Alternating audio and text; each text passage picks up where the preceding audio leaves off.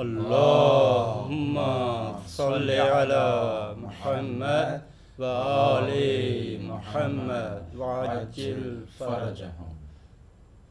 اللهم صل على محمد وآل محمد وعجل فرجهم. اللهم صل على محمد وآل محمد وعجل فرجهم. اعوذ باللہ من الشیطان الرجیم. بسم اللہ الرحمن الرحیم. مومنین کرام، جشن غدیر کا آغاز دعائے سلامتی امام زمان سے کرتے ہیں. آپ تمام مومنین کرام سے بھی گزارش ہے کہ آپ بھی دعائے سلامتی امام زمان کی تلاوت فرمائیں. اللہم صلی علی محمد وآل محمد وعجل فرجہم ولن واہلک اعداءہم اجمعین. بسم اللہ الرحمن الرحیم. اللہم کن لولیک الحجۃ ابن الحسن صلواتک علیہ وعلی آبائہ فی هذه الساعة وفی کل ساعة ولیا وحافظا وقائدا وناصرا ودلیلا وعینا حتى تسكنه أرضك طوعا وتمتعه فيها طويلا. اللهم اجعلنا من أنصاره وعوانه وشيعته ومشتاقه ولا تجعلنا من أعدائه. وصلی اللہ علی محمد وآلہ الطاہرین. اللہم صلی علی محمد وآل محمد وعجل فرجہم. مومنین کرام، خداوند کریم اپنی پاک کلام میں ارشاد فرما رہا ہے. بسم اللہ الرحمن الرحیم. وَرَبُّكَ يَخْلُقُ مَا يَشَاءُ وَيَخْتَارُ مَا كَانَ لَهُمُ الْخِيَارَةُ. سورہ القصص کی آیت نمبر 67 کے ذیل میں ارشاد رب العزت ہوتا ہے، اور تمہارا پروردگار جو چاہتا ہے وہ پیدا کرتا ہے اور جسے چاہتا ہے منتخب کرتا ہے، اور یہ انتخاب لوگوں کے اختیار میں نہیں ہے. غدیر کے اس دن کی مناسبت سے اس پرمسرت موقع پر میں سب سے پہلے غدیر کے حقیقی وارث بقیت اللہ العظم حضرت امام مہدی علیہ السلام کی خدمت اقدس میں ہدیہ تبریک پیش کرتے ہیں اور یہ دعا کرتے ہیں کہ اس زمن میں ایسوسیشن آف مشتاقان نور کی طرف سے یہ حقیر سی کوشش کو آپ کی بارگاہ اقدس میں شرف قبولیت حاصل ہو. اس کے بعد جملہ مومنین کرام، موالیان حیدر قرار، شیعان جناب امیر المومنین علیہ السلام جہاں جہاں بھی آباد ہیں، ان سب کی خدمت میں عید سعید غدیر، عید ولایت، عید شیعان حیدر قرار کی مناسبت سے مبارکباد پیش کرتے ہیں. یہ وہ عید ہے کہ جو نہ صرف زمین والوں کے لیے بلکہ آسمان والوں کے لیے بھی یہ عید کا دن ہے۔ نہ صرف زمین پر بلکہ بہشت میں حوریں اور ملائکہ بھی اس عید سعید کا جشن منا رہے ہیں۔ انبیاء و مرسلین ایک دوسرے کو مبارکباد دے رہے ہیں، اور یہ تعبیر معصوم ہے کہ عالم اسلام میں اس سے بڑی اور کوئی عظیم عید نہیں ہے، اور ایسا کیوں نہ ہو، کیونکہ اس دن خداوند متعال نے اپنے دین کو مکمل کیا، اپنی نعمتیں تمام کیں اور اسلام کو بطور دین پسند کیا۔ ایک قطعہ حاضر خدمت ہے۔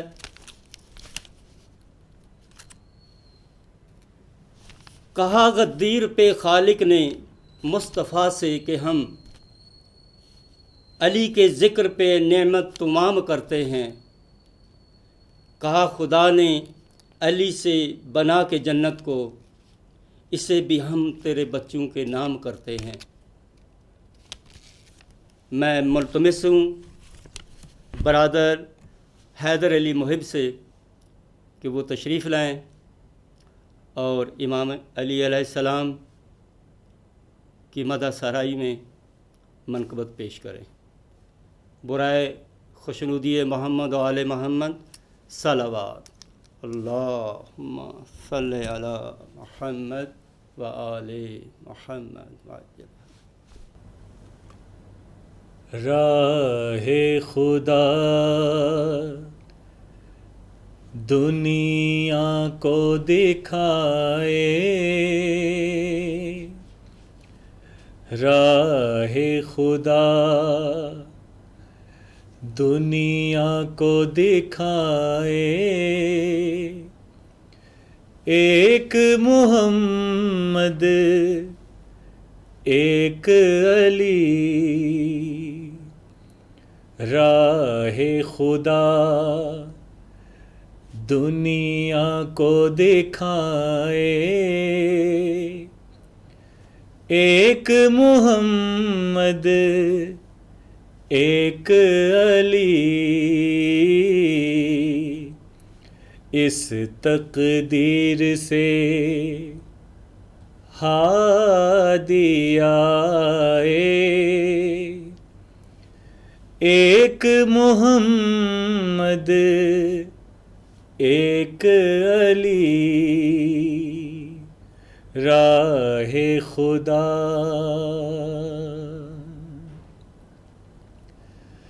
یہ بھی مولا وہ بھی مولا، نور کی صورت دونوں ہیں، یہ بھی مولا وہ بھی مولا، نور کی صورت دونوں ہیں، دنیا ایسی مثل تو لائے، ایک محمد ایک علی، راہ خدا دنیا کو دکھائے، ایک محمد ایک علی۔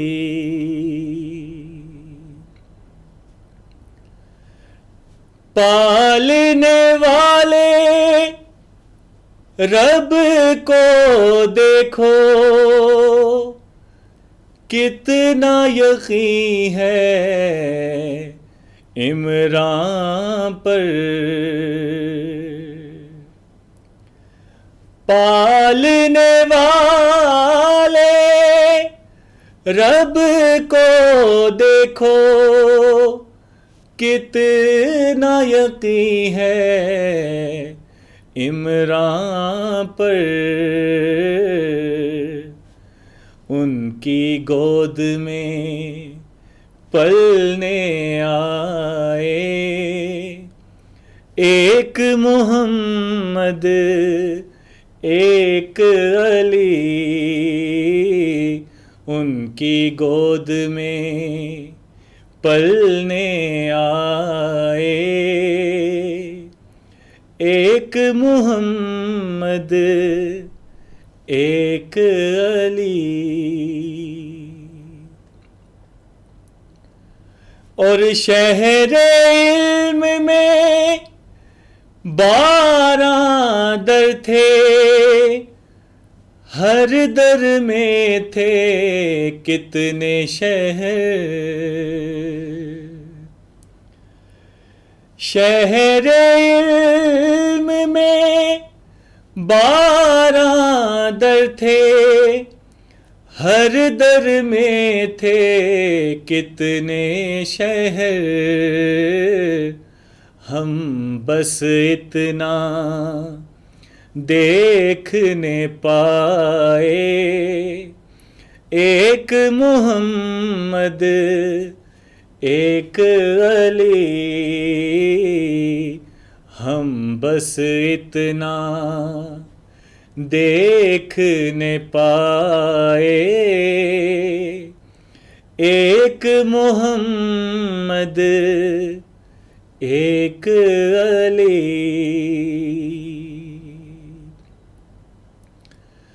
اور ہم نے یہ ہر دور میں دیکھا،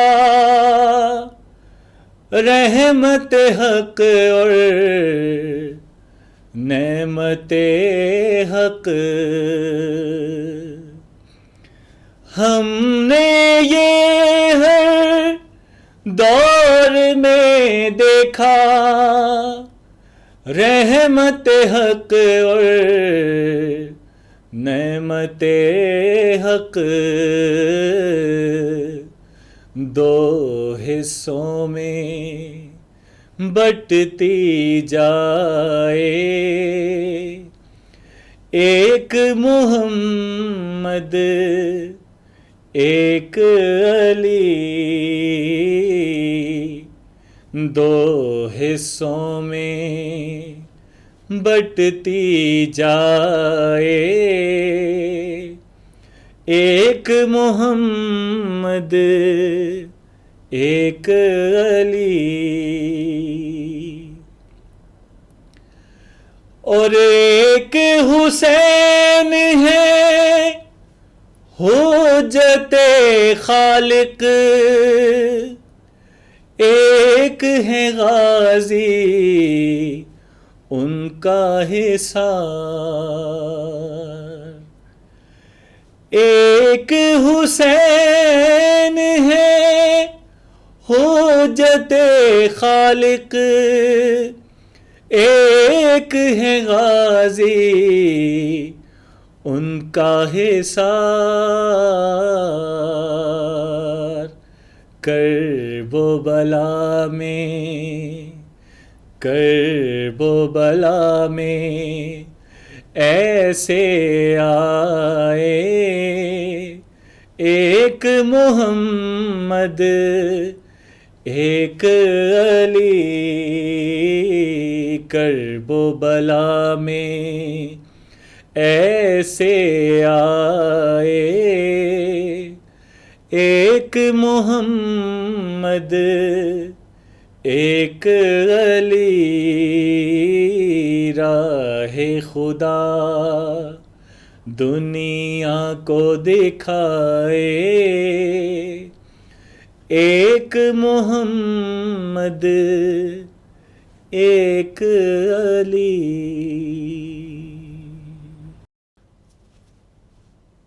مومنین کرام، ارشاد رب العزت ہوتا ہے،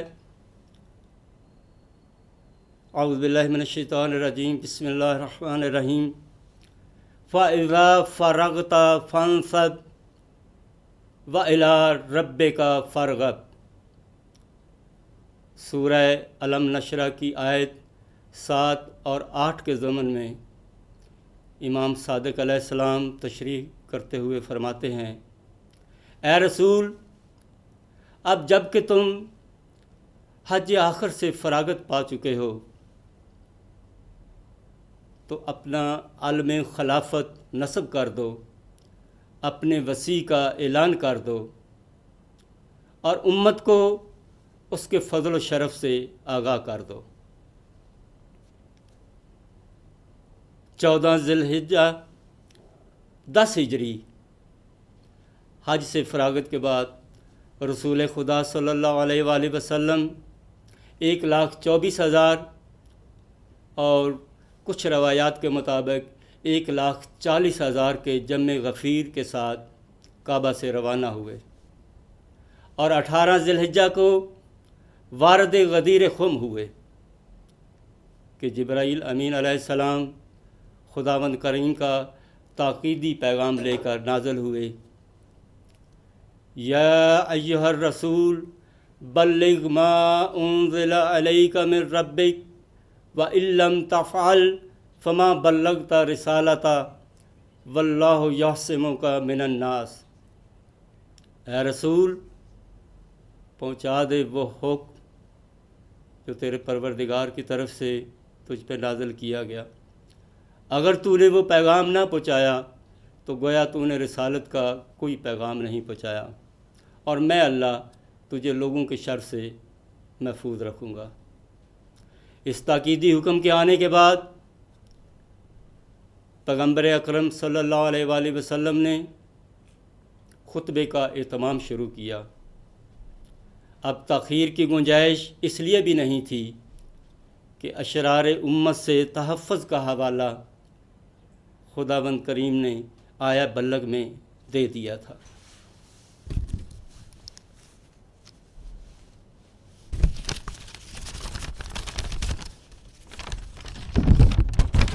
ایک چھوٹی سی مولا کی شان میں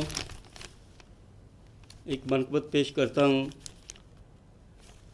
مثال مجلس سرور ملے تو لے آؤ، جو آنسوؤں کا سمندر ملے تو لے آؤ۔ علی کی بات بڑی ہے، علی تو آقا ہیں، جواب حضرت قمبر ملے تو لے آؤ۔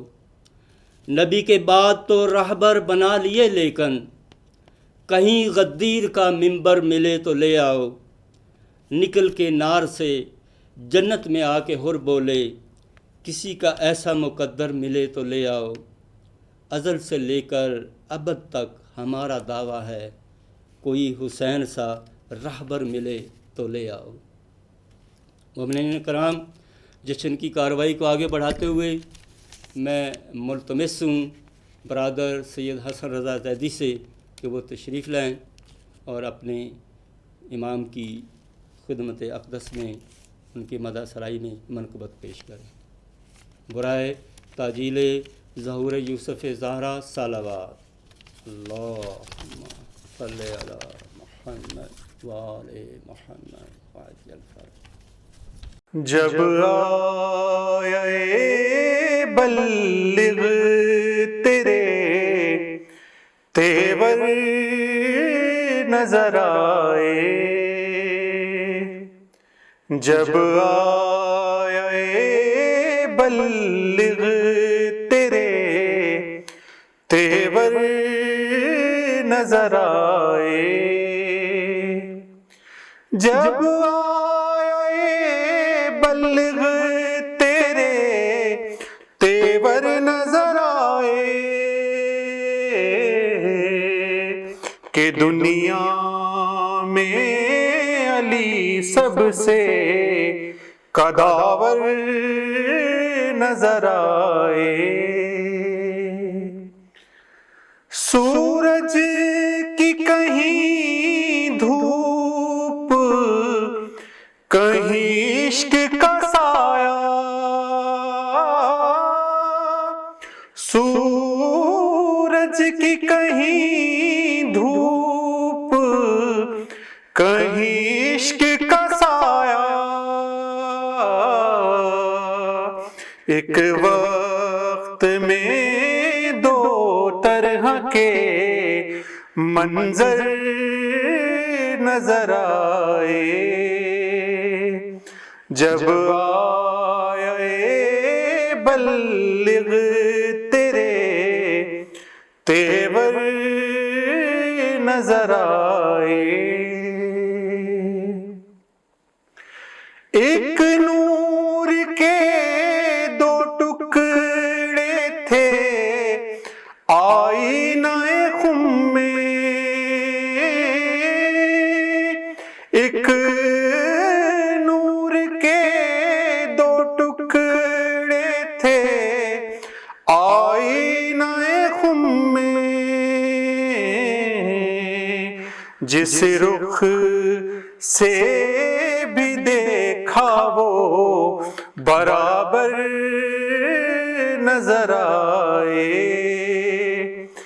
جب آئے بلغ تیرے تیور نظر آئے اعلان ولایت کا ہزاروں نے سنا تھا اعلان ولایت کا ہزاروں نے سنا تھا مانگی جو شہادت تو 72 نظر آئے جب آئے بلغ تیرے تیور نظر آئے ہاتھوں سے میرے چھوٹ گیا ساغر کوثر ہاتھوں سے میرے چھوٹ گیا ساغر کوثر کوثر پہ جو خود ساقیے کوثر نظر آئے جب آئے بلغ تیرے تیور نظر آئے نبیوں کو جہاں ڈھونڈ رہا تھا میں وہاں پر نبیوں کو جہاں ڈھونڈ رہا تھا میں وہاں پر فضا نظر آئی کہیں کمبر نظر آئے جب آئے بلغ تیرے تیور نظر آئے کہ دنیا میں علی سب سے قداور نظر آئے جب آئے بلغ تیرے تیور نظر آئے مومنین کرام، خطبہ غدیر کا لب و لہجہ انتہائی منفرد اور قابل غور ہے۔ پیغمبر اکرم صلی اللہ علیہ وآلہ وسلم اپنے اس طولانی خطبے میں ان تمام چور دروازوں کو بند کر دینا چاہتے ہیں جس کے ذریعے سے آنے والے وقت میں در علی سے انحراف کی کوئی جائز صورت پیدا کی جا سکتی ہو۔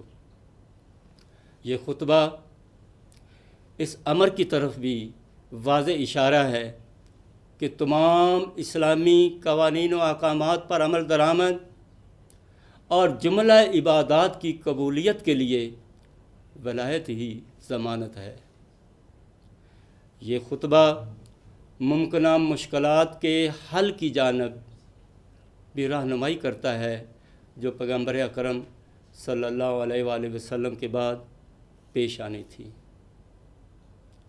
لیکن افسوس کہ اگر آج ہم اپنی قوم کے کسی فرد سے یہ سوال کریں کہ پیغمبر اکرم صلی اللہ علیہ وآلہ وسلم نے غدیر خم پہ جو خطبہ دیا تھا اس میں کیا فرمایا، تو شاید ایک جملہ من کنت مولا ہو فہذا علی مولا کے علاوہ اور کچھ نہ کہہ سکے۔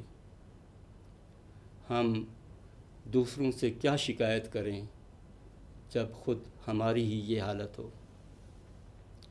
ناظرین محترم، غدیر کے بارے معلومات کے لیے، مزید جاننے کے لیے ایک پریزنٹیشن کا اہتمام کیا گیا ہے جو کہ الغدیر کتاب جو کہ علامہ امینی صاحب نے لکھی ہے اس پہ مشتمل ہے۔ میں ملتمس ہوں برادران سے کہ وہ پریزنٹیشن کو پیش کریں۔ برائے تاجیل یوسف زہرا سلام اللہ علیہ صلوات اللہم صلی علی محمد وآل محمد وعجل فرجہ۔ الحمد للہ الذی جعلنا من المتمسکین بولایت علی ابن ابی طالب و ائمۃ المعصومین علیہ السلام۔ اعوذ باللہ من الشیطان الرجیم، بسم اللہ الرحمن الرحیم۔ اللہم صلی علی محمد وآل محمد وعجل فرجہم ولعن اعداءہم اجمعین۔ برادران، کتاب الغدیر فی الکتاب والسنہ والآداب، اس کتاب کا مختصر سا تعارف پیش کرنے کی سعادت حاصل کر رہا ہوں۔ اس کتاب کے مؤلف جناب حضرت عبدالحسین امینی ہیں۔ یہ کتاب عربی زبان میں سب سے پہلے تحریر کی گئی۔ اس کتاب کا موضوع ولایت و جانشینی امیر المومنین علیہ السلام اور ائمہ معصومین علیہ السلام ہے۔ اس کتاب کی کل 11 جلدیں ہیں اور یہ کتاب 14ویں صدی ہجری میں نشر کی گئی۔ الغدیر فی الکتاب والسنہ والادب، جو الغدیر کے نام سے معروف ہے، عربی زبان میں لکھی گئی ایک ایسی کتاب ہے جسے واقعہ غدیر خم میں امام امیر المومنین علی ابن ابی طالب علیہ السلام کی امامت اور خلافت بلا فصل کے اس بات کے لیے علامہ عبدالحسین امینی نے تحریر کیا۔ یہ کتاب 11 جلدوں میں مرتب ہوئی ہے، جس کی پہلی جلد میں حدیث غدیر پر تحقیق کی گئی ہے۔ علامہ امینی حدیث غدیر کو پیغمبر اکرم صلی اللہ علیہ وآلہ وسلم سے منقول احادیث میں سب سے یقینی اور متواتر ترین حدیث قرار دیتے ہیں۔ اسی وجہ سے آپ اس حدیث کی سند کو اہل سنت منابع سے صحابہ اور تابعین سے لے کر 14ویں صدی کے علماء تک کا ذکر کرتے ہیں۔ اس کتاب کی پہلی جلد میں آپ نے پہلے اس حدیث کو نقل کرنے والے 110 صحابی 84 تابعی کا نام ذکر کیا ہے۔ علامہ امینی نے بعد والی 6 جلدوں میں غدیر پر شعر لکھنے والے شاعروں کی معرفی کرتے ہوئے ان کے اشعار کو بیان کیا ہے، اور آخری جلدوں میں بھی شاعروں کی معرفی کے علاوہ بعض شیعہ اور سنی اختلافات جیسے خلفائے ثلاثہ کے مقام و منزلت اور شیعوں پر ان کا اعتراضات، فدق ایمان ابو طالب، معاویہ ابن ابو سفیان کی رفتار و گفتار اور اس کی توجیہ وغیرہ کو بھی ذکر کیا ہے۔ علامہ امینی اس کتاب کو لکھنے کی خاطر مختلف ممالک کے لائبریریوں من جملہ ہندوستان، مصر اور شام وغیرہ کا سفر کیا۔ الغدیر کے مصنف فرماتے ہیں کہ میں نے 1 لاکھ سے زائد کتابوں کی طرف مراجع اور 1 لاکھ سے زائد کتابوں کی طرف رجوع کیا اور 10,000 سے زائد کتابیں شروع سے آخر تک مطالعہ کیں، اور الغدیر کی کتابت پر 40 سال سے زیادہ کا عرصہ لگا۔ الغدیر کے بارے میں کئی کتابیں اور تھیسز وغیرہ لکھے گئے ہیں۔ اسی طرح الغدیر میں پیش کیے گئے موضوعات کو 27 جلدوں پر مشتمل مجموعے کی صورت میں بھی منظر عام پر لایا گیا ہے۔ تھوڑا سا تعارف خود جناب عبدالحسین امینی کا کرنا چاہتا ہوں۔ عبدالحسین امینی جو علامہ امینی نجفی کے نام سے معروف ہیں، سن 1320 ہجری قمری کو شہر تبریز میں پیدا ہوئے۔ دینی علوم کے مقدمات آپ نے اپنے آبائی شہر تبریز میں حاصل کیے۔ اس کے بعد آپ اعلیٰ تعلیم کے لیے نجف اشرف تشریف لے گئے۔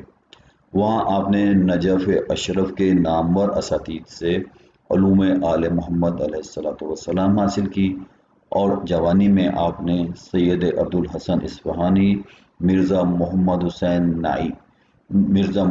حسین نعینی اور شیخ عبدالکریم حائری یزدی جیسے مراجع سے اجتہاد اور دوسرے علماء سے روایات نقل کرنے کی اجازت دریافت کی، جس میں سے ہر ایک نے آپ کے علمی، دینی اور سماجی مقام و منزلت کی تعریف کی۔ علامہ امینی نے کتاب الغدیر کی تحریر کے سلسلے میں منابع کی تلاش کے لیے بہت ہی سادہ اور کفایت شعاری کے ساتھ مختلف ممالک کا سفر کیا۔ اس سفر کے دوران آپ کو لائبریریوں کی تلاش رہتی تھی، اور جہاں بھی کوئی لائبریری ملتی وہاں بیٹھ کر مطالعہ کرتے اور ان لائبریریوں میں موجود کتابوں سے نسخہ برداری کرتے۔ اس کے علاوہ مختلف اساتید اور دیگر علمی شخصیات کے ساتھ ملاقات، لوگوں کی تربیت، اصلاح اور تعلیمات آل محمد صلی اللہ علیہ وآلہ وسلم کی نشر و اشاعت آپ کی ان مسافرتوں میں آپ کا معمول ہوتے تھے۔ اگر ہم اس کتاب کے مین ٹاپک کے اوپر بات کریں یا اس کا نتیجے کی بات کریں تو اس کتاب الغدیر فی الکتاب والسنہ، جیسا کہ اس کتاب کے نام سے ہی ظاہر ہے کہ قرآن، سنت اور ادب کی روشنی میں غدیر کی حدیث غدیر کی تحقیق ہے۔ اس کتاب کے لیے اس عنوان کا انتخاب اس لیے کیا گیا کہ جو شخص حدیث غدیر اور اس سے متعلق امور کا منکر ہے، حقیقت میں وہ قرآن، سنت، ادب، تاریخ اور عربی اشعار کے مجموعے کا منکر ہے، کیونکہ علامہ امینی نے مذکورہ تمام منابع سے قرائن اور شواہد کے ساتھ اپنے مدعا کو ثابت کیا ہے۔ کتاب الغدیر میں مسلمانوں کی تقریباً 150 سے زائد اہم ترین کتابوں سے مطالب جمع آور کیے گئے ہیں، جنہوں نے مختلف علمی شعبہ میں افراد کی انفرادی اور اجتماعی شخصیات بنانے میں نہایت اہم کردار ادا کیا ہے، اور خود اہل سنت کے معیار کے مطابق ان مطالب کی چھان بین کی گئی ہے، یہاں تک کہ یہ کہنے میں کوئی مذائقہ نہیں کہ الغدیر کے مصنف نے ایک طرح سے علوم کو دوبارہ زندہ کیا ہے اور مسلمانوں کی عمومی لائبریریوں کی تصحیح کی توفیق شامل حال ہوئی ہے، کیونکہ قدیم اور معاصر علماء کے 150 سے زائد علمی خزانوں، تاریخ تبری سے لے کر احمد امینی کی کتاب فجر الاسلام تک ہمیں دیگر سینکڑوں اور ہزاروں مسائل کے حل کے لیے معیار اور میزان عطا کی۔ جیسا کہ پہلے ذکر کیا گیا ہے کہ اس کتاب 11 جلدوں پر مشتمل ہے۔ فی الوقت میں ان 11 جلدوں میں سے صرف پہلی جلد کا کچھ تعارف آپ کے سامنے پیش کرنا چاہتا ہوں۔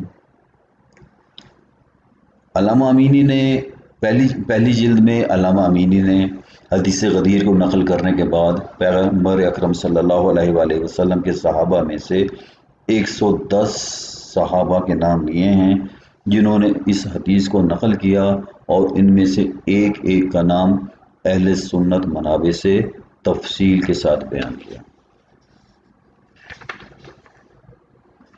یعنی اگر آپ غور کریں تو ان جید صحابہ میں سے عبد الرحمن ابن عوف، عمر ابن خطاب خلیفہ دوم، حضرت عمار یاسر، اسی طرح قیس بن ثابت، اسی طرح حزیمہ بن ثابت، زید بن ارقم، سعد بن ابی وقاص، ابو سعید انصاری، طلحہ بن عبید اللہ، ابو بکر ابن قحافہ خلیفہ اول، اسی طرح سے جابر ابن عبداللہ انصاری، اور حضرت ابو ذر غفاری اور اس طریقے سے 110 سے زائد صحابہ نے جو اس واقعے اور اس حدیث غدیر کو نقل کیا ہے۔ اہل سنت کتابوں میں جو حضرت عمر ابن ابی خطاب خلیفہ دوم کا یہ اعتراف بھی انہوں نے تحریر کیا ہے، جس میں انہوں نے کہا ہے کہ علی علیہ السلام میرے مولا ہیں اور تمام مومنوں کے مولا ہیں، اور جو علی کو مولا نہیں مانتا وہ مومن ہو نہیں سکتا۔ اس میں انہوں نے حوالے دیے ہیں مختلف کتب کے، ریاض النروج، اس طریقے سے وسیلۃ الاعمال، اس طرح ذخائر العقبی، مناقب خوارزمی، صواعق المحرقہ اور الفتوحات اسلامیہ جیسی کتابیں شامل ہیں۔ 110 صحابہ کے بعد حضرت علامہ عبد الحسین امینی نے اسی غدیری جو حدیث غدیر ہے اس کو 80 سے زائد تابعین سے بھی نقل کیا ہے۔ ان 80 سے زیادہ تابعین میں سے خصوصاً زیاد بن ابی زیاد، ان کی کتاب، اس طرح حبیب بن ثابت الکندی، اس طرح اسبغ بن نباتہ، اسی طرح سے ابو یعلا کندی، یہ تمام کے تمام، اور اس کے علاوہ یعنی 86 سے زائد تابعین ہیں جنہوں نے اس حدیث غدیر کو نقل کیا ہے، اور علماء نے ان کے نام اور ان کے جو وہ اس کتاب الغدیر کی پہلی جلد میں نقل فرمائے ہیں۔ اصحاب اور تابعین کے بعد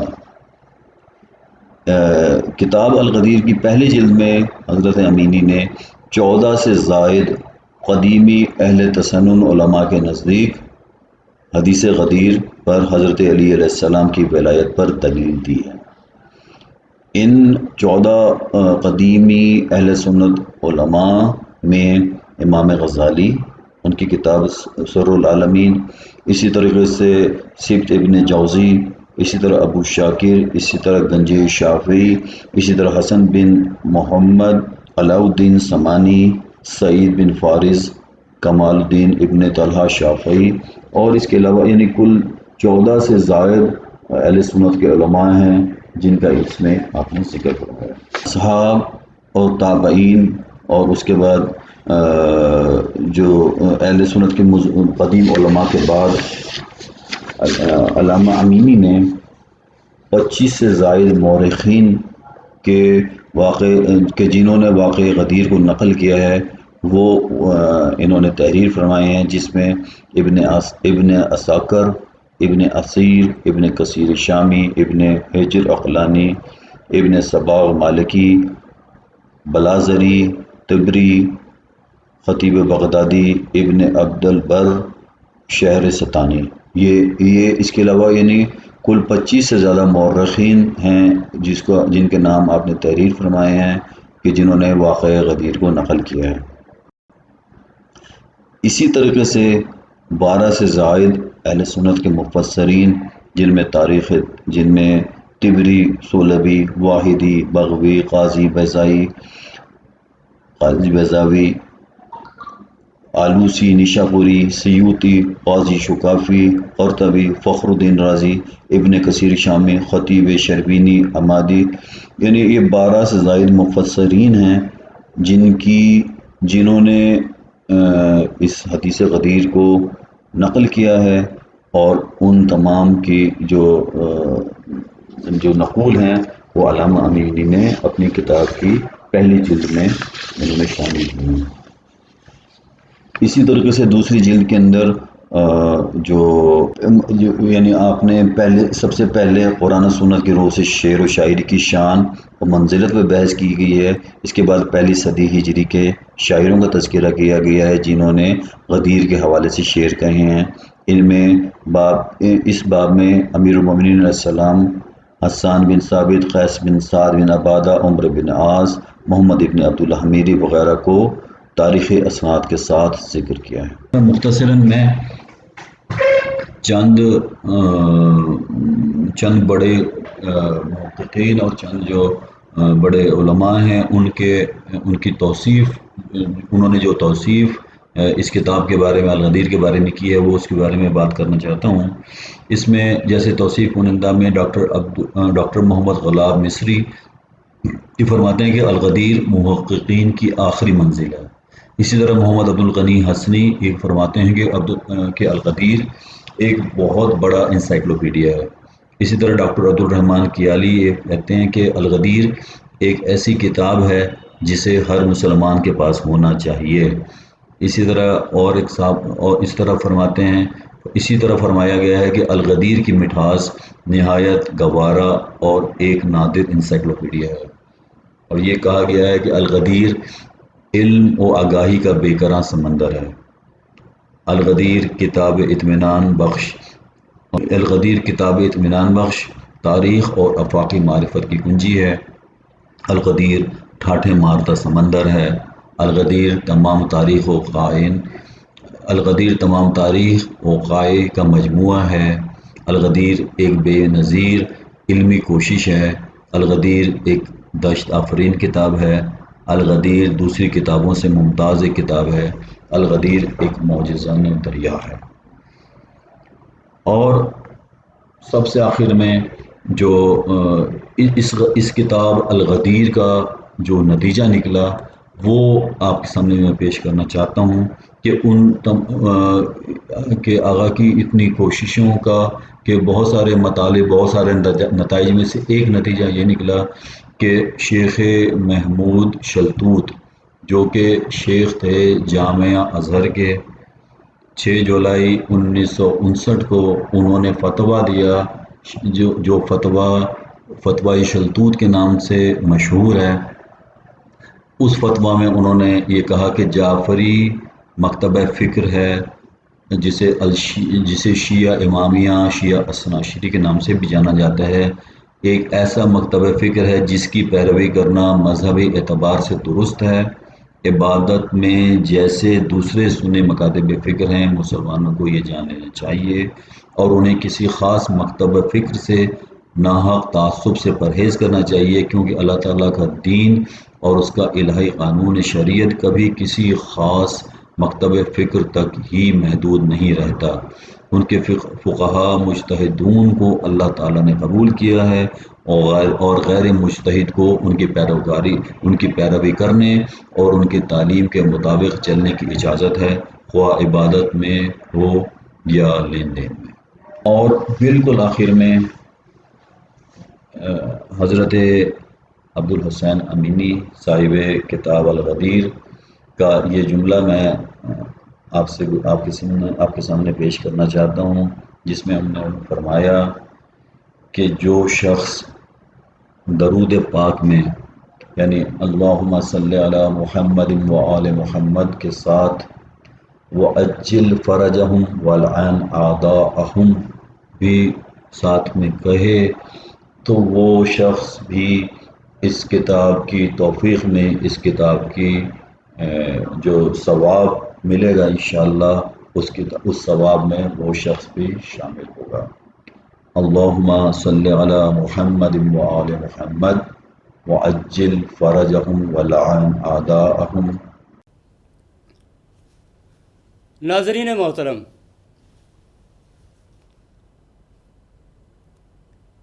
جس نے غدیر کو پا لیا اس نے اسلام کو پا لیا، اور جس نے غدیر کو کھو دیا اس نے اسلام کو کھو دیا۔ جس نے غدیر کو سمجھ لیا اس نے گویا پورا دین سمجھ لیا، اور جس نے غدیر کو نہ سمجھا وہ مسلمان ہو کے کچھ نہ سمجھ سکا۔ غدیر ایک ایسا برج ہے جو خالق اور بندے کے درمیان ہے، جو اس پل کو عبور کر گیا وہ نجات پا گیا، اور جو اس پل تک نہ پہنچ سکا وہ نہ صرف یہ کہ نجات سے محروم ہو گیا بلکہ اپنی زندگی کی تمام عبادات کو بھی غارت کر دیا۔ پیغمبر اکرم صلی اللہ علیہ وآلہ وسلم نے خدا کے حکم سے علی علیہ السلام کی ولایت کا جو اعلان کیا یہ دراصل قیامت تک کے لیے ہدایت کے راستے کا اعلان تھا۔ اگر یہ دنیا قائم ہے، مخلوق خلق ہوگی، تو خالق کے لیے یہ لازم ہے کہ ان کی ہدایت کا اہتمام کرے۔ غدیر پہ خداوند کریم نے اپنے نبی کی زبان سے حضرت علی علیہ السلام سے لے کے حضرت مہدی علیہ السلام تک 12 معصوم راہبروں، 12 معصوم ہادیوں کا اعلان کر کے ہمارے لیے بہت بڑا احسان عظیم کیا۔ ہم اس خدا کے لطف و کرم پر جتنا بھی شکر کریں کم ہے۔ اختتام پر ایک چھوٹی سی منقبت امام علیہ السلام کی مدح سرائی میں۔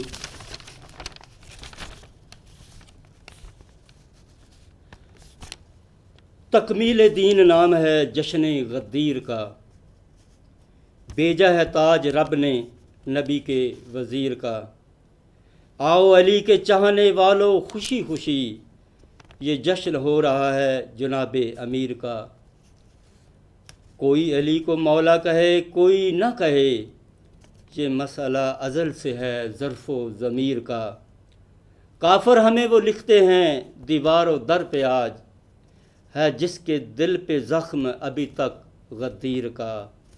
مشکل تو اس کے قدموں میں خود لوٹنے لگی، جس نے بھی نام لے لیا قمبر کے پیر کا۔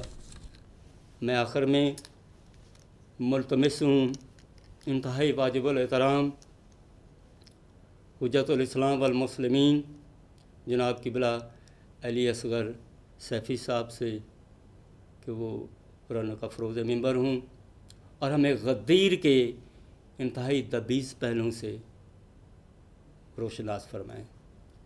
برائے خشنودی محمد و آل محمد صلوات۔ اللہم صلی علی محمد و آل محمد وعجل فرجہم۔ اللہم صلی علی محمد و آل محمد وعجل فرجہم۔ اللہم صلی علی محمد و آل محمد وعجل فرجہم۔ اعوذ باللہ من الشیطان الرجیم، بسم اللہ الرحمن الرحیم۔ الحمد للہ رب العالمین، والصلاة والسلام علی محمد وآلہ الطاہرین، سیما بقیت اللہ الامام المہدی فی الارضین، اجل اللہ فرج الشریف، اللہم اجل لولیک الفرج۔ تمام اہل ایمان، اہل ولایت، اہل انتظار کی خدمت میں عید غدیر کی مناسبت سے مبارکباد عرض کرتے ہیں۔ اللہ تعالی ہم سب کو حقیقی معنوں میں امیر المومنین، امام المتقین، امام علی ابن ابی طالب صلوات اللہ علیہ کی ولایت سے تمسک کرنے، ان کی روح طیبہ سے متوسل ہونے اور امیر المومنین کے ذریعے جو بے پناہ علوم ہم تک پہنچے ہیں ان علوم سے بھرپور استفادہ کرنے کی توفیق عطا فرمائے۔ آج جو ہے وہ عظیم ترین ولی پروردگار کی ولایت اور ان سے بیعت کا دن ہے۔ تمام اہل ایمان جو ہیں اور تمام اہل انتظار وہ عید غدیر سے بے پناہ درس حاصل کرتے ہیں۔ اس کے اندر بے پناہ نکات ہیں۔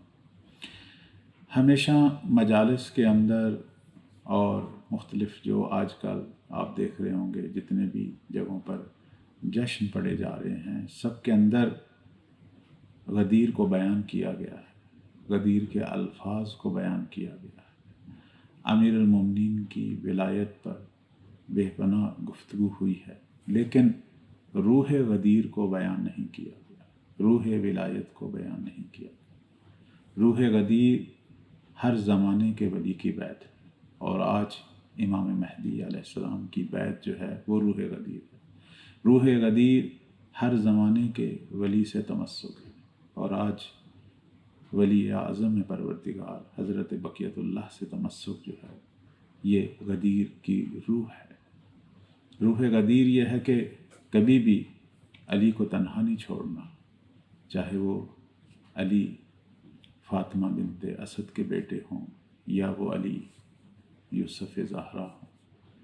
غدیر ہمیں یہ پیغام دے رہی ہے کہ تمہارے ایمان کی تکمیل، تمہارا بہشت میں جانا، تمہاری اخروی نجات یہ زمانے کے ولی سے بیعت اور تمسک میں پنہاں ہے، چاہے وہ زمانے کا ولی علی ہوں یا وہ مہدی زہرا ہوں۔ ہمیشہ غدیر کو پڑھا جاتا ہے، بے پناہ خوشیاں منائی جاتی ہیں، لیکن جو غدیر کا ثمرہ ہے، جو غدیر کی روح ہے، چاہے وہ صادق آل محمد ہوں، اپنے زمانے کے امام، یا مہدی زہرا ہوں، آج کے زمانے کے امام، ان سے ہمیشہ غفلت برتی جاتی ہے۔ اب آپ دیکھیں یہی خطبہ غدیر جو رسول اللہ صلی اللہ علیہ وآلہ وسلم نے 18 ذی الحج کو سال 10 ہجری جو بیان فرمایا، اس کے اندر 31 صفات امام زمانہ اجل اللہ فرج الشریف کی بیان کی ہیں۔ سب سے زیادہ ذکر جو ہے وہ مہدی منتظر کا ہے، چونکہ ولایت کو اکمال تک انہوں نے پہنچانا ہے، دین اسلام کو شرق و غرب پر انہوں نے نافذ کرنا ہے۔ لیکن ہمیشہ خطبہ غدیر کی طرف اشارہ ہوتا ہے، ہمارے تمام جتنے بھی جشن پڑے جاتے ہیں، ہمارے علماء کرام، ہمارے خطباء ذاکرین، لیکن امام زمانہ اجل اللہ فرج الشریف پر گفتگو نہیں ہوتی۔ جس ہستی پر نبی نے سب سے زیادہ گفتگو کی خطبہ غدیر میں 31 صفات ان کے بیان ہیں، اس کے علاوہ اور بھی بہت کچھ امام مہدی سلام اللہ علیہ کے بارے میں بیان ہوا، اس پر کوئی گفتگو نہیں۔ یعنی اگر غور کریں تو خطبہ غدیر جو ہے وہ خطبہ مہدی ہے، اتنا زیادہ اس میں امام مہدی علیہ السلام کا ذکر ہے۔ آغاز ولایت امیر المومنین سے ہے، لیکن خاتم الائمہ، خاتم الاوصیاء وہ مہدی زہرا ہے۔ ولایت کو پوری دنیا پر، علی کی ولایت کو، حکومت علوی کو نافذ کرنے والے وہ مہدی زہرا ہیں۔ جس حکومت کا آغاز کوفہ سے ہوا تھا، اسی حکومت کو کوفہ میں بیٹھ کر پوری دنیا پر محقق کرنے والے، پوری دنیا پر اسلام کا پرچم لہرانے والے وہ مہدی زہرا ہیں۔ ان پر گفتگو نہیں ہوتی، اور آج ہم کوشش کریں گے کہ خطبہ غدیر کے وہ پنہاں پہلو، وہ پوشیدہ چیزیں جن سے غفلت ہو رہی ہے، اس کو اہل انتظار کے لیے اجاگر کریں انشاءاللہ۔ اہم ترین نقطہ جو خطبہ غدیر میں بیان ہوا ہے، اور پہلا نقطہ، وہ امیر المومنین کی بے عنوان خلیفہ بلا فصل بیعت طلب کرنا ہے، اور نبی کریم صلی اللہ علیہ وآلہ وسلم نے یہ بیعت طلب کی، اور لوگوں نے یہ بیعت کی۔ 3 دن تک مولا کی بیعت جو ہے وہ جاری رہی، چونکہ بہت بڑا مجمع تھا، اصحاب جو ہیں وہ 1 لاکھ سے زیادہ تھے، تو اب سب باری باری آ کے امیر المومنین کی بیعت کر رہے تھے، تو اس کے لیے وسیع ٹائم چاہیے تھا۔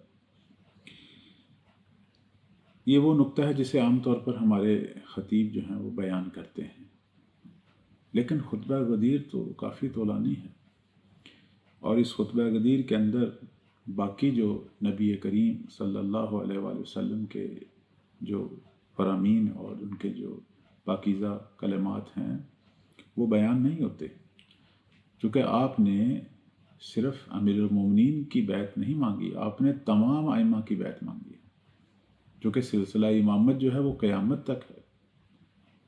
صرف امیر المومنین امام نہیں تھے، ہاں امام بلا فصل ہیں، لیکن جب تک یہ دنیا باقی ہے، جب تک یہ دین خدا باقی ہے، سلسلہ امامت باقی ہے، تو نبی کریم نے سارے اماموں کی بیعت مانگی۔ اب میں وہ جو نبی کریم کا وہ جو جملہ ہے وہ آپ کی خدمت میں بیان کرتا ہوں۔ فرماتے ہیں کہ معاشر الناس، اے لوگو، فاتقوا اللہ، اللہ سے ڈرو، وبایعوا علیا، امیر المؤمنین، اور علی امیر المومنین کی بیعت کرو، والحسن والحسین، حسن کی بیعت کرو، حسین کی بیعت کرو، والائمۃ علیہم السلام، اور باقی جو ائمہ ہیں علیہم السلام ان کی بیعت کرو، کلمتاً طیبتاً باقیتاً، کہ یہ سارے پروردگار کے پاکیزہ باقی رہنے والے کلمات ہیں، چونکہ تا قیامت یہ کلمہ امامت باقی ہے، تو سب کی بیعت جو ہے وہ طلب کی۔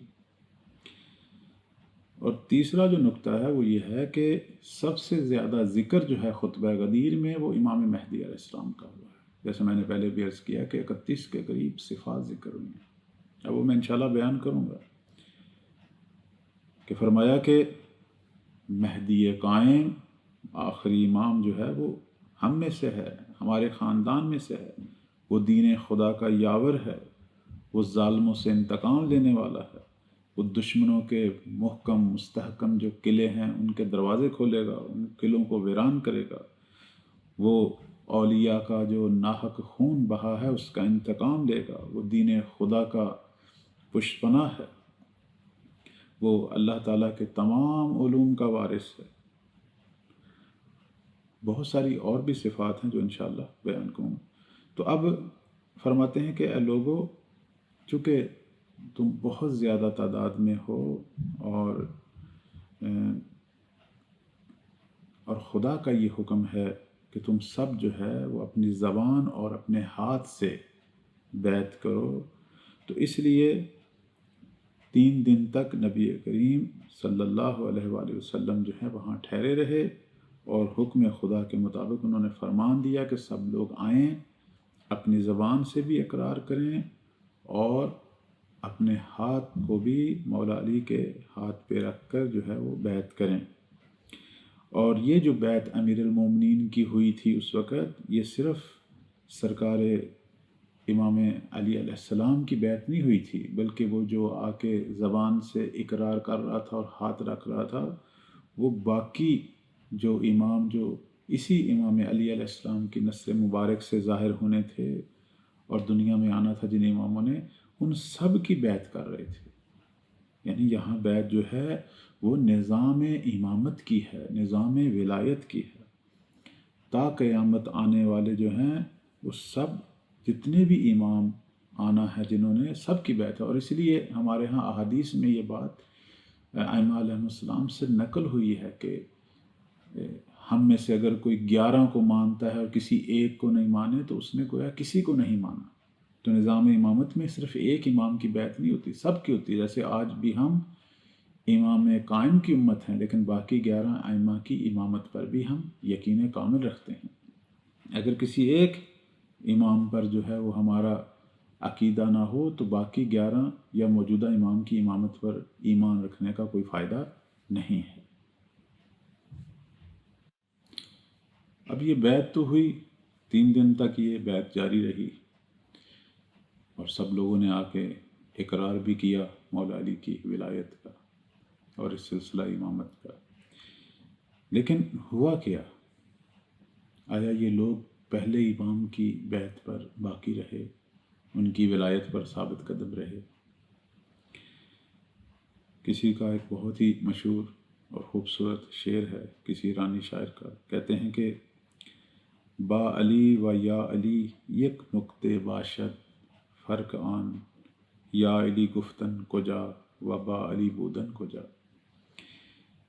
با علی اور یا علی میں ایک نقطے کا فرق ہے، ایک با علی ہے، ایک یا علی، یا میں 2 نقطے ہیں، با میں ایک، کہتے ہیں ان میں ایک نقطے کا فرق ہے بظاہر، لیکن یا علی کہنا کجا اور با علی علی کے ساتھ ہونا کجا، یعنی یا علی تو سب کہتے ہیں لیکن علی کی ہمراہی کرنا وہ کہاں، وہ تو بہت کم لوگ ہوتے ہیں۔ 1 لاکھ سے زیادہ مجمع نے بیعت کی، اور جب ولایت کے تجلی کا وقت آیا، جب مولا علی علیہ السلام کی امامت کے شروع ہونے کا وقت آیا، تو 3 یا 4 نفر جو ہیں وہ باقی تھے، یعنی وہ با علی تھے، اور باقی سارے یا علی تھے۔ آج بھی ہمارے معاشرے میں یا علی کہنے والے تو بہت ہیں، لیکن با علی، علی کی ہمراہی کرنے والے کتنے ہیں؟ آج بھی ہمارے معاشرے میں یا صاحب زماں ادرکنی کہنے والے بہت ہیں، لیکن با مہدی کی ہمراہی کرنے والے اپنی زبان، اپنی فکر، اپنے عمل میں وہ کتنے ہیں؟ وہ بہت کم ہیں۔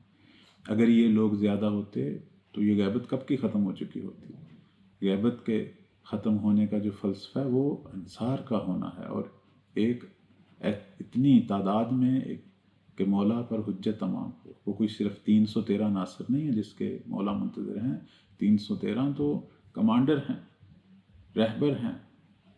مولا جو ہیں وہ ایک وسیع تعداد میں امت کے منتظر ہیں۔ اس اربوں کی دنیا میں بالآخر مولا کو چند کروڑ ناصر چاہیے کہ جن کے ذریعے بالآخر یہ دین خدا پوری دنیا پر نافذ ہو۔ ہمیشہ یہی دستور رہا ہے، ہمیشہ یہی رہا ہے کہ جب بھی کسی نبی، کسی ولی، کسی حجت کی لوگوں نے ہمراہی کی ہے تو اس امت میں انقلاب آیا ہے، اس امت میں اس نبی، اس ولی، اس حجت کی حکومت قائم ہوئی ہے۔ اور جب لوگوں نے ساتھ چھوڑ دیا ہے تو وہ حکومت باقی نہیں رہی، ظالم لوگ جو ہیں وہ حاکم ہو گئے۔ حضرت داؤد بھی اسی طرح حاکم بنے، حضرت سلیمان بھی اسی طرح بنے، خود ہمارے پیغمبر بھی اسی طرح بنے، اور مولا علی کی کوشہ نشینی، امام حسن مجتبیٰ کی وہ جو صلح انہوں نے کی تھی مجبوراً، یا باقی ائمہ کا جو شکوہ ہے وہ یہی ہے۔ یہ ساری کہانی ایک ہی ہے۔ جب بھی حجت خدا کی حمایت ہو، نصرت ہو، حجت خدا حاکم بن جاتی ہے۔ اللہ زبردستی دنیا کے نظام کو اپنی منشا سے نہیں بدلتا، خدا نے دنیا کو دارالاختیار قرار دیا ہے۔ ہاں، ہم اگر کوشش کریں گے تو خدا برکت ڈالے گا، خدا پشت بنائی کرے گا۔ جیسے جنگ بدر میں لوگ اگر ہمت ہار جاتے سارے قتل ہو جاتے، ہمت نہیں ہاری، میدان میں آ گئے، یہ نہیں دیکھا ہم کم ہیں، یہ نہیں دیکھا ہمارے پاس اسلحہ کم ہے، آ گئے تو 1000 کے مد مقابل 313 آ گئے، تو اللہ نے ان کی حمایت کے لیے، ان کی پشت بنائی کے لیے خدا نے فرشتے بھی بھیج دیے کہ وہ غالب آ گئے۔ اب بھی ایسے ہی ہونا ہے۔ دنیا کی اکثریت کے مد مقابل جب تک اقلیت تیار نہیں ہوگی، ہر 1000 کے مد مقابل جب تک 313 تیار نہیں ہوگا، اس وقت تک خدا کی مدد نہیں پہنچے گی، اس وقت تک حجت خدا حاضر نہیں ہوگی۔ حاضر ہیں لیکن وہ ظہور جس کے ہم منتظر ہیں کہ پوری دنیا جمال امام زمان کی زیارت کرے اور دنیا پر مہدی زہرا وہ علوی الہی یا حکومت زہرائی بپا کرے، یہ اسی وقت ہوگا کہ جب ہر 1000 کے مد مقابل 313 تو تیار ہیں۔ تو 313 1000 کے مد مقابل کم ہوتے ہیں، لیکن حجت خدا کی جب ان کو رہبری ملے تو یہ 313 غالب آ جاتے ہیں۔ ہمیشہ ایسے ہی ہوتا رہا۔ تو مہدی کرنا تو سب جانتے ہیں، لیکن با مہدی کی ہمراہی کرنا یہ کوئی جانتا ہے، وہ آج بھی کم ہے۔ جس طرح علی کے زمانے میں 4 5 10 تھے، وہی سلسلہ آج بھی ایسا ہے۔ آج بھی زہرا کا لال اسی طرح تنہا ہے جیسے اس زمانے میں امیر المومنین تنہا تھے۔ اب آپ دیکھیں کہ مولا علی علیہ السلام کی بیعت کرنے کے بعد جب لوگوں نے اپنی بیعت توڑی، پیمان شکنی کی، اس کا نتیجہ کیا نکلا؟ دین اسلام اپنے اصلی راہ سے ہٹ گیا، دین کے اندر تبدیلیاں شروع ہو گئیں۔ آج وہی دین اسلام کتنے فرقوں میں بدل گیا۔ یہ جو ہمارے جتنے مسلمان فرقے ہیں، یہ سارے کہتے ہیں ہمارے پاس ہی دین اسلام ہے حقیقی، باقی سارے کافر ہیں یا باقی سارے جو ہیں وہ باطل پہ ہیں۔ تو ایک اسلام تھا، آج کیوں اتنے اسلام کی شکل میں آ گیا ہے؟ پیغمبر نے ایک ہی طرح کی نماز پڑھی تھی، دن میں 5 مرتبہ پڑھی تھی، آج کیوں طرح طرح کی نمازیں ہیں؟ کیوں طرح طرح کے احکام دین ہیں؟ کیوں حلال و حرام میں فرق ہے؟ کیوں؟ چونکہ لوگوں نے علی کی بیعت سے منہ موڑا۔ مولا علی کی بیعت سے منہ موڑنا گویا دین سے منہ موڑنا، گویا توحید سے منہ موڑنا۔ نتیجہ یہ ہوا کہ دین اسلام کے اندر انحرافات، تبدیلیاں ہم خود دیکھ رہے ہیں، تاریخ میں ہوا ہے۔ بہت سارے مقامات پر ہمارے ائمہ نے احتجاج کیا، خود مولا علی نے احتجاج کیا، لیکن ان کے ہاتھ میں طاقت تھی اور وہ یہ کرتے رہے۔ اور پھر امیر المومنین کے ساتھ جو ظلم ہوا اور نبی کریم کی اکلوتی بیٹی کے ساتھ جو ظلم ہوا، دنیا دیکھ رہی ہے۔ یہ سارا اس پیمان شکنی کے بعد شروع ہوا۔ امام حسن مجتبیٰ کا مسموم ہونا، سید الشہداء کا اپنے عزیز و اقارب اپنے انصار کے ساتھ کربلا میں کس طریقے سے مظلومانہ شہید ہونا، اور خانوادہ اہل بیت کی اسیری، یہ ساری چیزیں وہی ہیں۔ یہ سب وہیں سے شروع ہوا ہے کہ جب بیت کو توڑا گیا۔ تو عید غدیر ہمیں جو سب سے بڑا درس دے رہی ہے وہ یہی دے رہی ہے کہ امام تنہا نہیں ہونا چاہیے، اس کی ہمراہی کرنی چاہیے۔ امام کی اگر ہم بیعت کرتے ہیں، ہر روز اگر دعائے عہد کے ساتھ ہم مولا کی بیعت کرتے ہیں، تو یہ بیعت ہمیشہ ہمارے مد نظر رہے۔ جب بھی ہم کسی سے کلام کر رہے ہیں تو ہمیں سوچنا چاہیے کون سی کلام کر رہے ہیں، کیونکہ میری کلام جو دوسرے کے کان تک جا رہی ہے وہ امام زمانہ کے کان مبارک تک بھی جا رہی ہے، بلکہ سب سے پہلے وہاں جا رہی ہے۔ میں جو کام کر رہا ہوں، دنیا دیکھے یا نہ دیکھے، وہ ہستی دیکھ رہی ہے، خدا بھی دیکھ رہا ہے، مولا بھی دیکھ رہا ہے، کیونکہ اللہ نے خود قرآن میں فرمایا کہ تمہارے عمل کو یہ لوگ دیکھتے ہیں، نبی بھی دیکھتے ہیں، اور مومنین کی ایک خاص جماعت کہ جس کے بارے میں روایات میں آیا ہے کہ وہ ہم ائمہ معصومین ہیں، ہمارے اعمال ان تک پہنچتے ہیں۔ البتہ خدا کے دیکھنے اور امام کے دیکھنے میں فرق ہے۔ جس طرح خدا دیکھتا ہے اس طرح یقیناً امام نہیں دیکھتے، لیکن امام تک پہنچتے ہیں۔ خدا ہے، امام عبد ہے۔ ٹھیک ہے، اللہ نے طاقت دی ہے، خدا تو بہت ساری چیزوں کو دیکھتا ہے، لیکن لازمی نہیں ہے کہ امام بہت ساری چیزوں کو دیکھے۔ ہاں، جو چیزیں خدا چاہتا ہے وہی امام دیکھتا ہے۔ تو ہمارے اعمال جو ہیں وہ امام تک پہنچتے ہیں۔ تو بالآخر ہم جو آج بھی مولا علی کی بیعت پر ہیں اور باقی 11 اماموں کی بیعت پر ہیں، اور یہ آج کا دن جو ہے وہ تجدید بیعت ہے، اور ہم ہر روز بھی زمانے کے امام کی بیعت کرتے ہیں، تو یہ بیعت ہماری زندگی میں کہاں کہاں تک اپنا اثر رکھے ہوئے ہے، ہمارے اندر کوئی تبدیلی بھی لا رہی ہے یا نہیں لا رہی، ہمیں یہ بیعت یاد بھی رہتی ہے نہیں۔ دیکھنا، بیعت کرنا اور بیعت کو یاد رکھنے میں بڑا فرق ہے۔ ان لوگوں نے اس وقت بیعت کی تھی لیکن بیعت کو یاد نہیں رکھا تھا، نتیجتاً بیعت کو توڑ دیا، بیعت کو فراموش کر گئے۔ ہم نے بھی ہر روز بیعت کرنی ہوتی ہے۔ آیا رات سونے تک بیعت یاد رہتی ہے؟ نہیں۔ یہ ہمراہی ہے، یہ علی کے ساتھ ہونا ہے، یہ آل علی کے ساتھ ہونا ہے۔ وہ جو میں نے کہا تھا کہ نبی کریم صلی اللہ علیہ وآلہ وسلم نے تقریباً جو ہیں وہ 31 کے قریب صفات جو ہیں وہ بیان کی، ان میں سے بعض صفات کی طرف میں اشارہ کروں گا آپ کی خدمت میں، اور بعض کے صرف عربی متن کی حد تک ہی ٹائم کی قلت کی وجہ سے، تاکہ معلوم ہو کہ یہ بیعت صرف امیر المومنین کی نہیں، تا قیامت آنے والے تمام ائمہ اور بالخصوص خاتم الائمہ امام مہدی اجل اللہ فرجہ شریف کی یہ بیعت ہے۔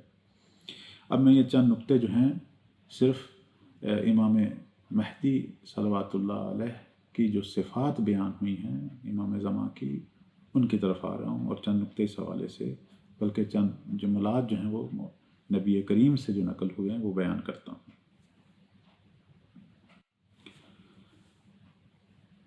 فرماتے ہیں کہ خطبہ غدیر کے اندر امام قائم کی صفات بیان کر رہے ہیں۔ فرماتے ہیں کہ الا ان خاتم الائمہ منا، اے لوگو، جس طرح ولایت کا آغاز ہم سے ہوا ہے، ولایت کا اختتام بھی ہم سے ہوگا، ہم اہل بیت سے ہوگا۔ فرماتے ہیں ان خاتم الائمہ منا، آخری جو امام ہے وہ بھی ہم میں سے ہیں۔ القائم المہدی، اب یہاں سے ان کی صفات شروع ہوئی ہیں کہ وہ قائم ہیں، قیام کرنے والے ہیں، مہدی ہیں، وہ ہدایت پروردگار پہنچانے والے ہیں۔ فرماتے ہیں کہ الا انہ الظاہر علی الدین، یہ وہ ہستی ہیں کہ جنہوں نے بالآخر اس دین کو غلبہ دینا ہے پوری دنیا پر، دین اسلام ان کے ذریعے پوری دنیا پر جو ہے وہ غلبہ پیدا کرے گا۔ اس کے بعد فرماتے ہیں الا انہ المنتقم من الظالمین، وہ ظالموں سے انتقام لینے والے ہیں۔ الا انہ فاتح الحصون و ہادمہا، بڑے بڑے جو مستحکم قلعے ہیں دشمنوں کے، ان ان قلعوں کو فتح کرنے والے ہیں اور ان کو تباہ کرنے والے ہیں۔ الا انہ غالب کل قبیلۃ من اہل شرک، اہل شرک جتنے بھی اقوام اور ملتیں ہیں ان سب پر غلبہ پیدا کرنے والے ہیں، وہادیہ اور ان کو ہدایت دینے والے۔ میں یہیں ایک نقطہ درمیان میں عرض کروں گا کہ بسا اوقات مولا امام زمان کے حوالے سے یہ بیان ہوتا ہے کہ آپ نے تمام مشرکین کو قتل کرنا ہے۔ نہیں، نہ یہ سیرت پیغمبر تھی، نہ یہ سیرت امیر المومنین تھی۔ مشرکین ہو سکتا ہے غفلت میں ہوں، ہو سکتا ہے ان تک حق کا پیغام نہ پہنچا ہو سکتا ہے انہوں نے کوئی سیرہ نبوی اور علوی کو اپنی آنکھوں سے نہ دیکھا ہو۔ امام زمان جو ہیں وہ مشرکین کو قتل نہیں کریں گے، پیغمبر فرماتے ہیں ہادیہ، وہ ان کو ہدایت کریں گے، ان کے تمام قبیلوں امتوں کو ہدایت کریں گے۔ الا انہ المدرک بکل سار لاولیاء اللہ، فرماتے ہیں کہ وہ تمام اولیاء پروردگار جن کا خون جو ہے وہ ناحق گرا ہے، وہ سب کا انتقام لیں گے، سب کے ناحق خون کا حساب مانگیں گے۔ الا انہ الناصر لدین اللہ، دین خدا کی نصرت کرنے والے ہیں۔ الا انہ الغراف من بحر عمیق، فرماتے ہیں کہ پروردگار کا یہ جو وسیع و عمیق دریائے علم ہے، اس وسیع دریائے علم کے اندر وہ جو ناخدا ہے اس کشتی کا، وہ ناخدا ہیں یہ۔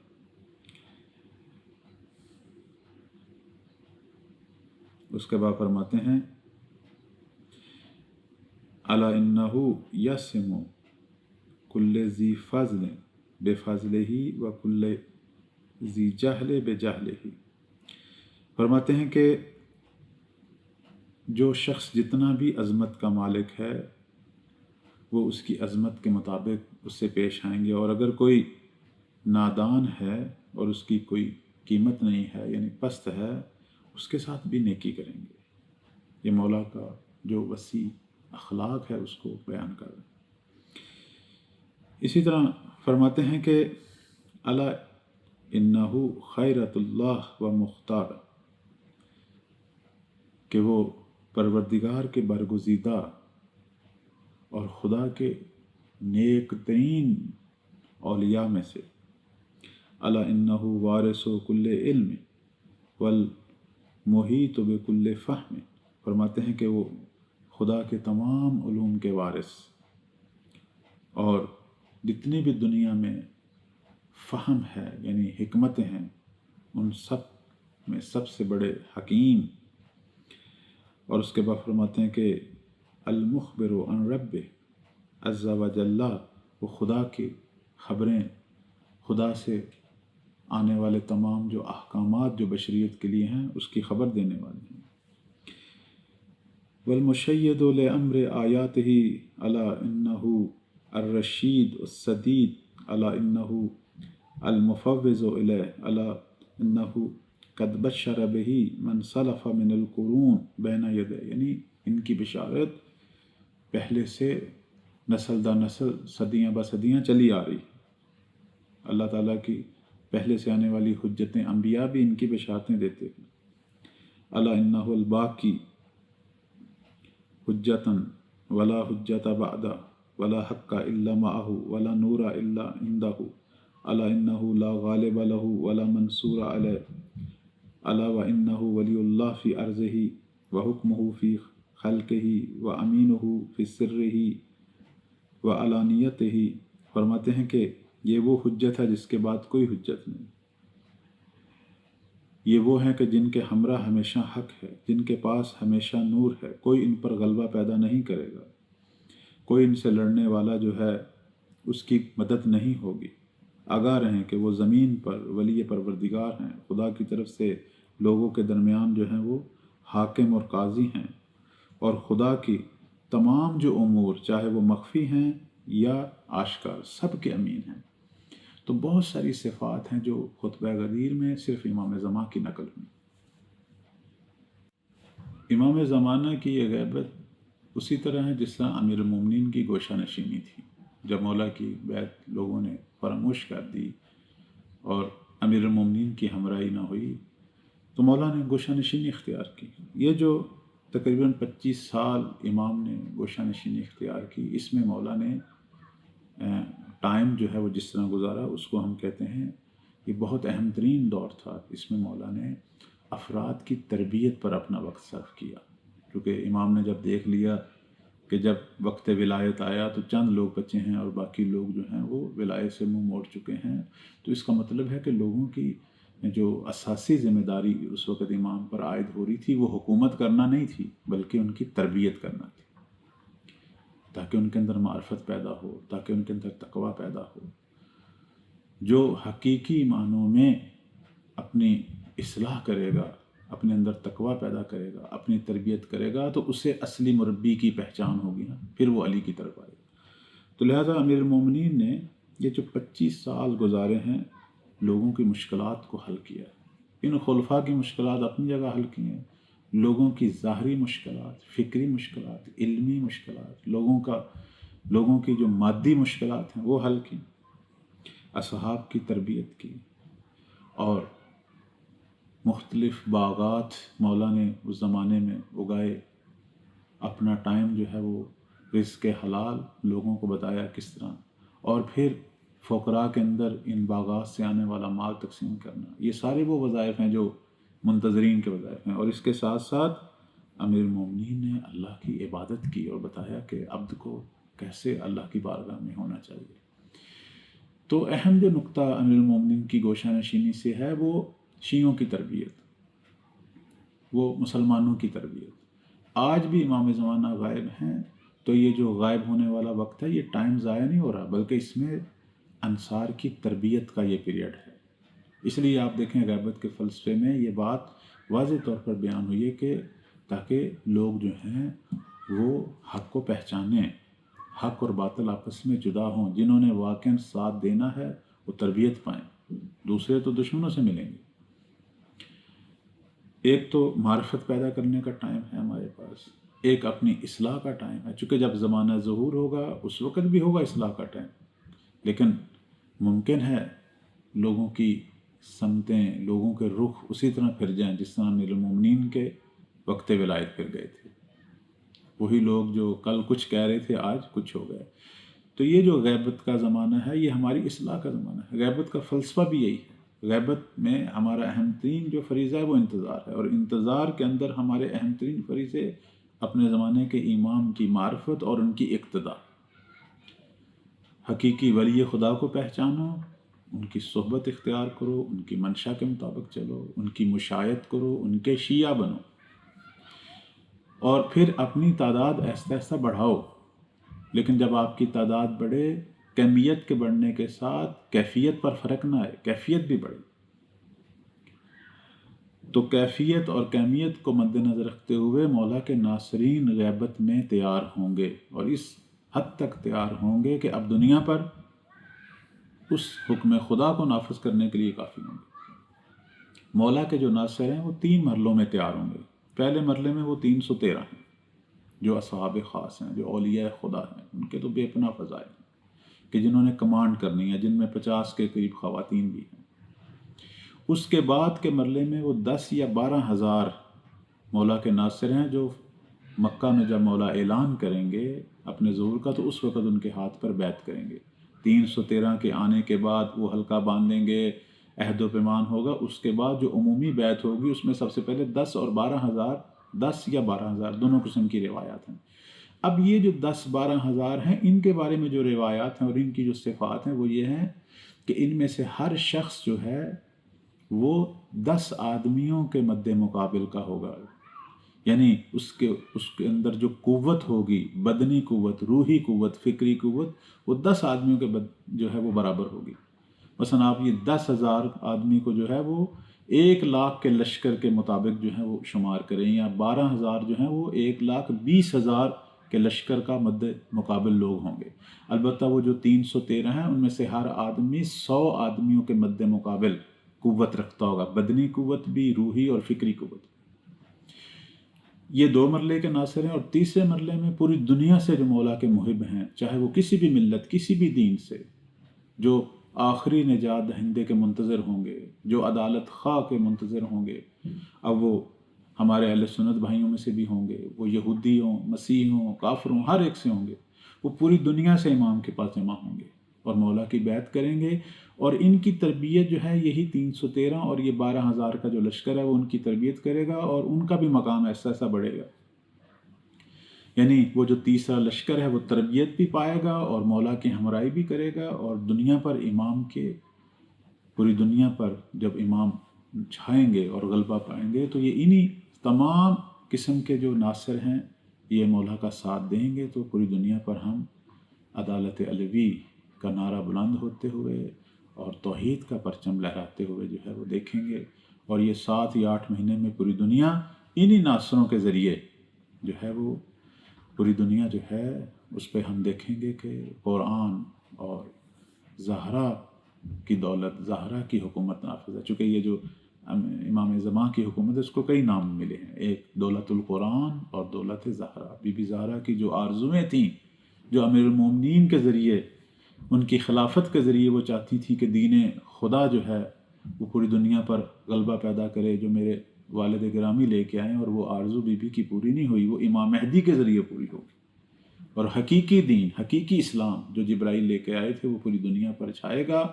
جیسے کہ امام صادق علیہ السلام فرماتے ہیں کہ پوری دنیا میں کوئی بھی ایسی جگہ نہیں بچے گی جہاں توحید کا پرچم لہرا نہیں رہا ہوگا اور آذان کی آواز بلند نہیں ہوگی، سب جگہ پہ اسلام کی صدائیں ہوں گی. تو اب یہ جو 3 قسم کے ناصر ہیں، ان میں سے پہلی 2 قسم کے ناصروں کا مولا انتظار کر رہے ہیں. ایک وہ 313 اور یہ 12,000 کا جو لشکر ہے، جس میں سے ہر آدمی دنیا کے 10 آدمیوں کے مد مقابل ہے. ہم میں سے یہ لوگ جب تک تیار نہیں ہوں گے اس وقت تک مولا ظہور نہیں کریں گے. دعا کرتا ہوں اللہ تعالی ہم سب کو ان 2 قسموں میں سے کسی ایک قسم میں جگہ دے، اور ہم مولا کے قلب کے سرور کا باعث بنے اور مولا کے ظہور کا باعث بنے اور ان کے خدمت گزار بنے. جب یہ 2 قسم کے ناصر دنیا میں اپنی تعداد کے مطابق آئیں گے تو اس وقت امام ظہور کریں گے. اب آپ دیکھ لیں اتنی بڑی دنیا میں، اتنی بڑی تعداد میں مسلمان اور اتنی بڑی تعداد میں شیعہ، لیکن زہرا کا لال ابھی بھی تنہا ہے. اس کے پاس ابھی بھی 12,000 مخلص اور باوفا ساتھی نہیں ہیں. اللہ تعالیٰ مہدی کی تنہائیوں کو ختم کرے اور ہم کو ویسا بنائے جیسا وہ چاہتے ہیں. السلام علیکم ورحمۃ اللہ. اللہم صلی علی محمد و آل محمد وعجل فرجہم. اللہم صلی علی محمد و آل محمد وعجل فرجہم. اللہم صلی علی محمد و آل محمد وعجل فرجہم.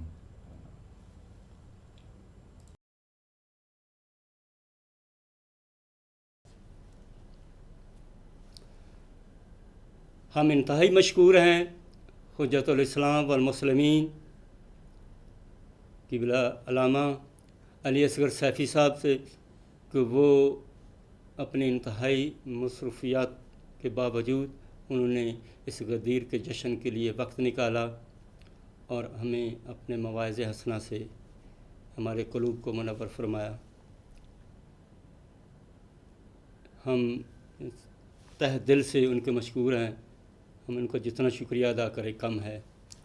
جشن کا اختتام امام علیہ السلام کی دعا سے کرتے ہیں. اللہم صلی علی محمد و آل محمد وعجل فرجہم. بسم اللہ الرحمن الرحیم. اللہم اصلح عبدک و خلیفتک بما اصلحت به انبیائک و رسلک وحفه بملائكتك وأيده بروح القدس من عندك واسلكه من بين يدي ومن خلفه رفضا يحفظونه من كل سوء وأبدله من بعد خوفه أمنا يعبدك لا يشرك بك شيئا ولا تجعل لأحد من خلقك على وليك سلطانا وظله في جهاد عدوك وعدوه واجعلنا من أنصاره إنك على كل شيء قدير. اللهم صل على محمد وآل محمد وعجل فرجهم. اللهم صل على محمد وآل محمد وعجل فرجهم. اللهم صل على محمد وآل محمد وعجل فرجهم.